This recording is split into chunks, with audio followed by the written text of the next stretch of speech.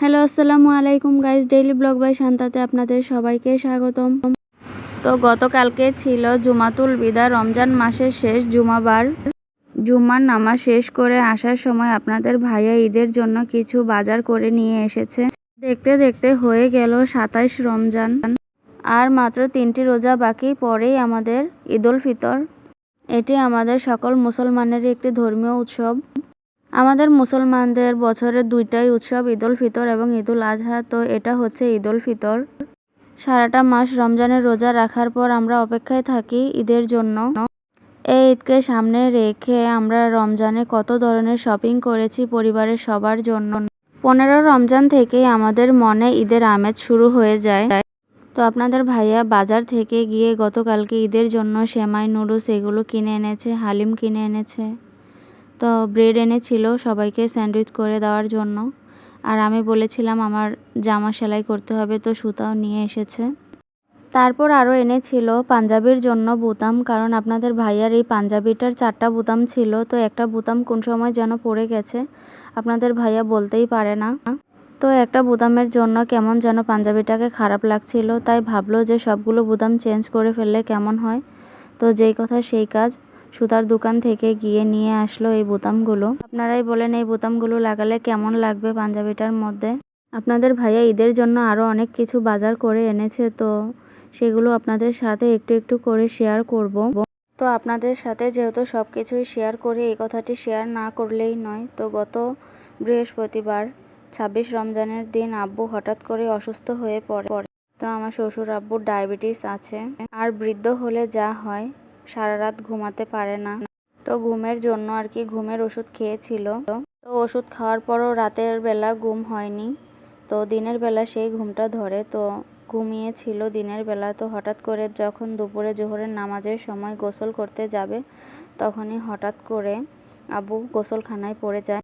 তো আল্লাহ সহায়, এমনিতে পড়ে গেছে কিন্তু ব্যথা পায়নি। তারপর আবার মাগরিবের সময় ইফতারি করে যখন নিজের রুমে যাচ্ছিল, তখন হঠাৎ করে পড়ে যায়।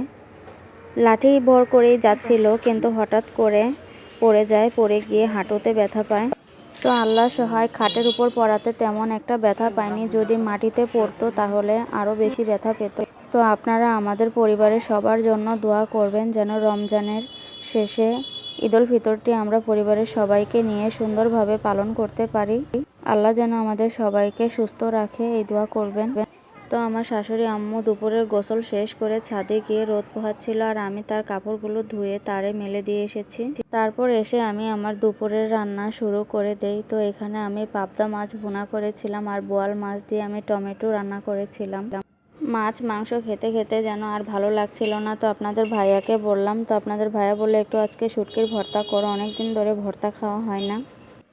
তারপর ডাঁটার তরকারিও ছিল, বোয়াল মাছ দিয়ে রান্না করেছিলাম, আর ছিল গরুর দুধ। তো আমাদের পরিবারের সবাই ইফতার খাওয়ার পর, ইফতারিতে যাই খাক না কেন, ইফতারির পরে কয়েকটা ভাত খাওয়া লাগে সবারই।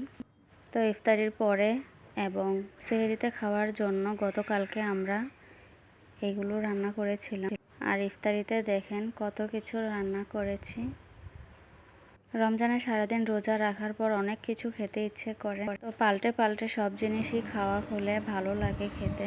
তো আপনাদের ভাইয়া তরমুজও নিয়ে এসেছিল, তো সেই তরমুজটাকে কেটে দেখছিলাম যে কেমন হয়েছে। তো আসলে তরমুজটা তেমন ভালো পড়েনি, পানসে পানসে ছিল। এই বছর তো তরমুজ তো একটি ভাইরাল ফল। সারাদিন রোজা রাখার পর ইফতারিতে কিন্তু তরমুজ খেতে অনেক ভালো লাগে, আর ফ্রিজে রেখে হলে তো আরও বেশি ভালো লাগে, যে ঠান্ডা লাগে। তো এই বছরের রমজানগুলো অনেক ঠান্ডাই কেটেছে, তেমন কষ্ট হয়নি রমজানের রোজাগুলো রাখতে। আর গরমও তেমন ছিল না। তো শেষের দিকে এখন হয়তো একটু গরম লাগছে, কিন্তু রোজা রাখতে তেমন কষ্ট হচ্ছে না। রমজান মাস আল্লাহর রহমত বরকত দ্বারা পরিপূর্ণ, তাই রমজান মাসে অনেক শান্তি পাওয়া যায়। সারাদিন রোজা রাখার পর যখন ইফতারিটা করি তখন অনেক শান্তি পাই।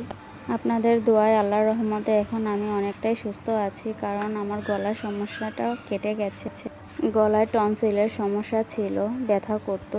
তো আল্লাহর রহমতে এখন অনেকটাই ভালো আছে। তো আমার ভিডিও আপনাদের কাছে কেমন লাগে অবশ্যই একটা কমেন্ট করবেন, আর সাবস্ক্রাইব করে আমার পাশে থাকবেন। আর নতুন নতুন ভিডিও নিয়ে আপনাদের মাঝে হাজির হব।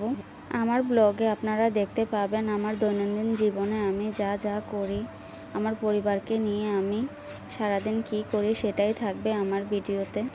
আর আপনারা যারা আমার ভিডিওর অপেক্ষায় থাকেন তাদেরকে অসংখ্য ধন্যবাদ। রমজান মাসে বিকেলবেলা একটু বেশি কাজের ঝামেলা থাকে, তো ব্যস্ত থাকার কারণে আসলে তেমন ভিডিও করতে পারি না, যতটুকুই পারি আপনাদের সাথে শেয়ার করি। তো সবাই ভালো থাকবেন, সুস্থ থাকবেন এই কামনা করেই আমার ভিডিও আজকে আমি এখানেই শেষ করছি। সবাই ভালো থাকবেন, সুস্থ থাকবেন। আসসালামু আলাইকুম।